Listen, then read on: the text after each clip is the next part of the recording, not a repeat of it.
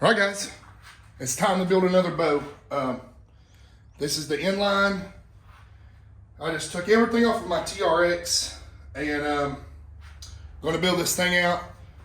I apologize for the mess. I don't use this shop that much, and I'm kind of a clean freak, but I don't know. But it's all good. I want to get this thing mounted up. A couple things I want to talk about this thing. So I was hoping to be able to shoot my PS27s, but they're 350 spine with 150 grains in the front. I'm not sure if they're going to be stiff enough for this thing because it IBOs like 340 something. I know it won't shoot that. I've watched some test videos. I don't have my chronograph anymore. It got broken down here. I didn't break it. So, probably after this build, I'm going to set up a place to build bows in my apartment and shoot through paper. Because I'm right near Kiwi Bowman anyways, I can literally go test the bows there whenever I get finished with my builds. That's not casting shade on nobody. That's just being the truth. So I am going to run this rest on it. This is the Hamsky Target Pro. Hopefully, let's see here. Men are about right there. Make sure there's no interference. I think that'll work. I might be able to double burr hole it too. Yeah, I'm stoked. Hopefully we'll get a bullet hole out of this thing pretty quick. And the allergies are absolutely killing me right now. I think we can double burr hole it. Nope. Nope, can't. I was hoping so. Dang. It just makes things so much easier to square it up. Let's see here. Typical standard bow build. You guys have watched me build quite a few over the years. I am kind of intimidated about this thing. I hope that it bullet holes quickly and I don't have to mess with it very much. I did change the draw modules out already. Got the draw right. I'm 29.5, but it doesn't have a 29.5, so I had to put it at 30. It's a shorter brace height, so it should, I guess what you'd say, like draw shorter. At least on my last 6-inch brace height bow, which was my PSC Evil, I shot it at 30 inches as well. And it was a 6-inch brace height. And this thing's like right there at 6. Yeah. Good thing I brought my Allen wrenches. But yeah, hopefully, I haven't even drawn this bow back. I literally no idea. I have no idea how it feels. Nothing. I just bought it randomly last night. I was like, you know what? I want this thing. I'm gonna buy it and see how it does. So here we are. I'm gonna get let's see here. Just looking how the alignment looks. We might be close. I know I want to paper tune it one way or the other. I mean, we're all gonna have to paper tune it, of course. But yeah. I'm just, if you run a prime, you know, you got to mount your back bar. I'll show you. So your back bar, of course, it mounts like reverse here. Mounts on the inside. It's kind of cool way of doing it. I learned last time I had a prime or set one up, this can be kind of aggravating to do, to get this thing started. But yeah, it's going to be great. I'm going to get this bow put together, and then we'll put the levels on it and see how she does. All right, so I know that this video is it's not really as in-depth, and I'm not talking as much as I normally do in explaining. I've been sick for like 2 weeks, and no, it's not the Rona. I've been tested twice. Unless the dang test just, I don't know, but I feel like crap. I can't hardly talk. My lungs feel like they're on fire. Yeah. I've already had the Rona once, and it feels like I had it. So let's get a PS27 and get this thing halfway leveled up. I'm really nervous. I really am. Really nervous that those PS27s are going to be too weak a spine. I really hope not. The reason for that is I actually really built these arrows nicely and really took my time on them. I don't know why Prime puts the knocking point there. I don't know if that's to give you the center shot. It could. I'm going to start right there. While I don't know. They put that knock on there from the factory, and I'm thinking maybe it gives you a center point reference. I'm going to start there, though, and use that as my level. I want to check my level, too. But let's see where it's at there. Now, it looks to me like it'd be low. It does.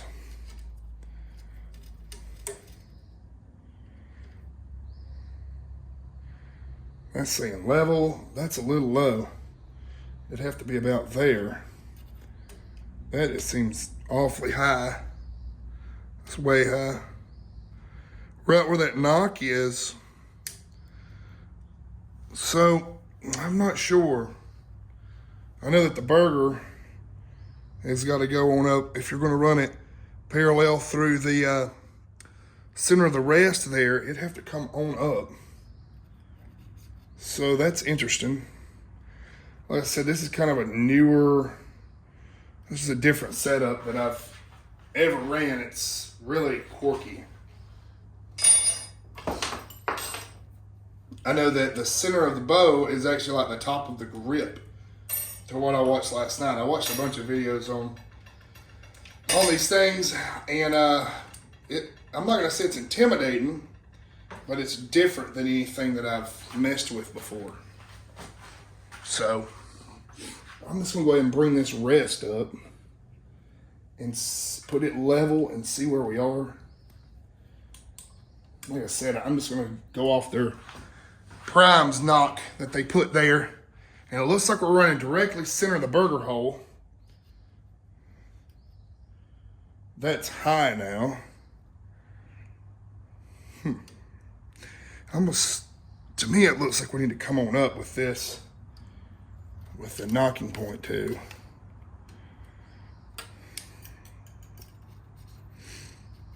It's interesting. So that's where that lays.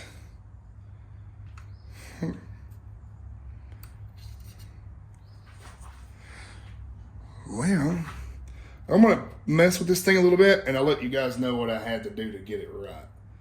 Because it doesn't... I think this is the center of the bow, so...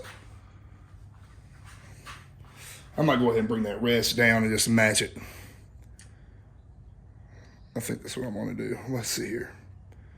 That's level. Well, that's dead level. Make sure we're not preloading the blade in here. I mean, that to me is level. I mean, it's pretty darn close. So I'm going to roll with that for right now. Go ahead and tie that in. Shoot this thing through paper. Hopefully it's not out too much, but the rest is up so we can always bring it down. So I'm going to get all this thing tied up. We'll do that next. All right, guys. So one thing I am going to tell you. If you're going to put this thing in this kind of press, you have to take your limb stop off. If you take your limb stop off, you have to put it back on before you draw the bow. Otherwise, it's going to hang open, and you've got two choices. You're going to either have to holler at the top of your lungs till somebody comes down here to help you, and you got to be able to like put your bow back in the vise, or you're going to just have to let it go and dry fire it. I've seen it happen, or I've seen both scenarios happen. I'm not going to say who. Of course, it didn't happen on this one, but it probably will. I'll probably get down here drunk one night and press it and forget to do it and not to let it go. I'm just being honest. But I don't drink beer and work on bows anymore. Where in the world is my lighter? All my stuff's disappeared. I haven't been working down here, and my stuff is walking off. This better work. Yeah. Okay. I'm not putting the blame on nobody, but y'all already know. I'm a super clean freak. It drives me nuts to have a mess. So, yeah. I'm gonna tie my knocking points here. And I wanna make sure to get this right the first time. The last time I done these, actually on my prime that I built this week, my other one, my Nexus 6, I tied them too tight to begin with, had to cut it all loose, wound up getting the serving loose, and yeah, that was my fault. I felt really stupid for doing that.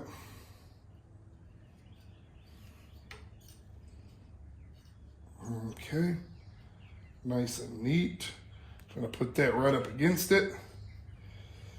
This is the constrictor knot. You can find videos of how to tie this on Josh Bomar's page on his Facebook or YouTube, sorry, and you can also watch videos of me doing it. The constrictor knot is the best knot, in my opinion, to tie knot sets. It's really clean, looks good. I'm gonna repeat the process on the other side. I'm gonna burn that down. I didn't leave enough tag. Hopefully that's good enough.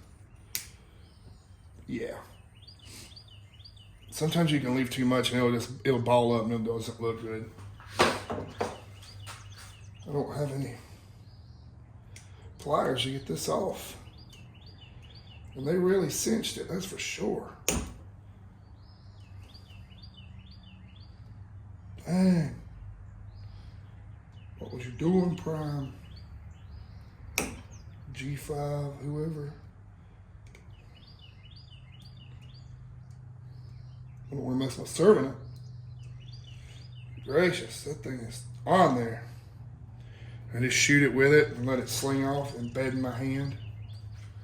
Dang.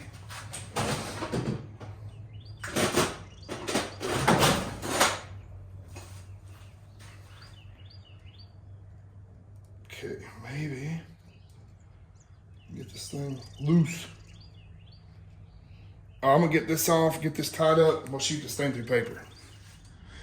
All right, so when doing your knocking points, you really want to make sure you don't get any pinch. See how we got some wobble there? That's what you want. If you get pinch, it'll cause a whole lot of issues when you're trying to tune. It makes it a pain in the butt, that's for sure. I'm gonna tie this D-loop on. Next.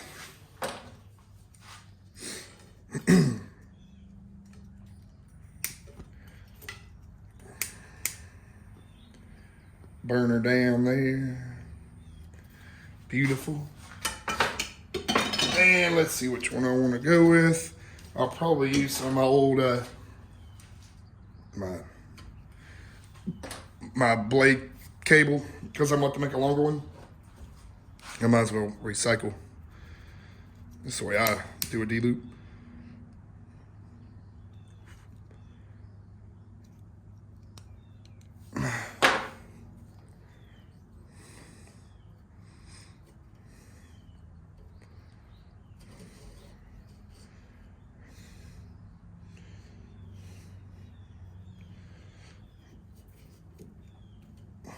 Oh yeah, that's what you want.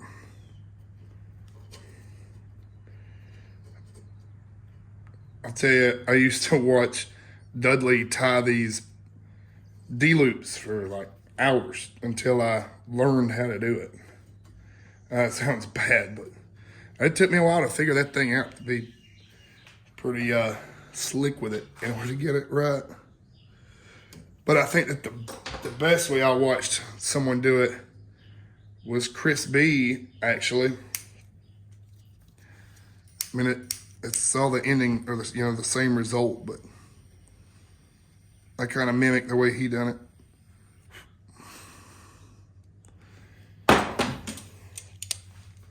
You always tighten from this backside. Leave her loose. Tighten it up.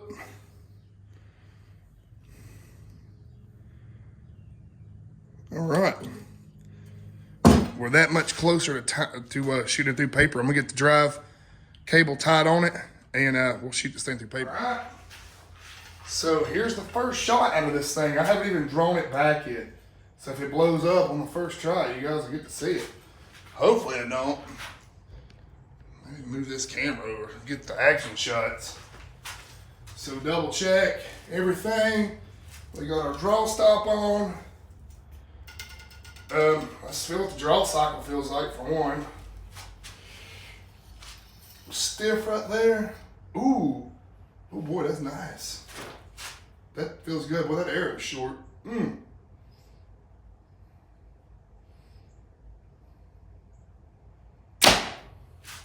Yeah, that's a wicked tear. So it's high, or knock low, and let me try another arrow. I'm gonna try a gold tipped X cutter here, just to make sure it's not because the spine is too weak. If I'm getting the same tear, then I know that it's not. I knew this thing would be a little tricky to tune, but that's okay. Nothing we can't handle. Boy, this thing is stable. Yep. It's gonna have to be shot on X cutters. So I'll show you guys the difference. So that is the hole with the X Cutter Pro. That's the hole with the PS27. Difference is one is 250 spine, which is what that is. That is 350 spine. So looks like I've got some PS27s coming up for sale. It's unfortunate because I just built them, but that's okay. We'll take a couple more shots here and make sure we can duplicate that. And then I want to fine tune this because I know I can get a better bullet hole than that. So I'm going to mess with it a little bit and let's see how it does. So, shoot this thing some.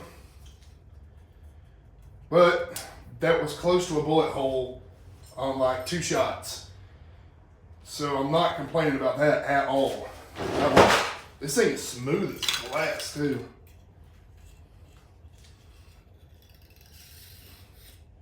It's kind of stiff up front. That back wall is tight.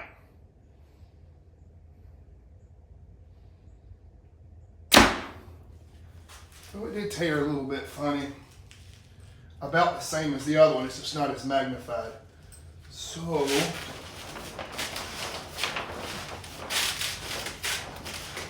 we probably can get that out. And still run the other arrows. But this is okay. This is just preliminary testing stuff here. I said I've never had a bow like this one. This has got that, I can't remember what they call binary cams maybe, or something like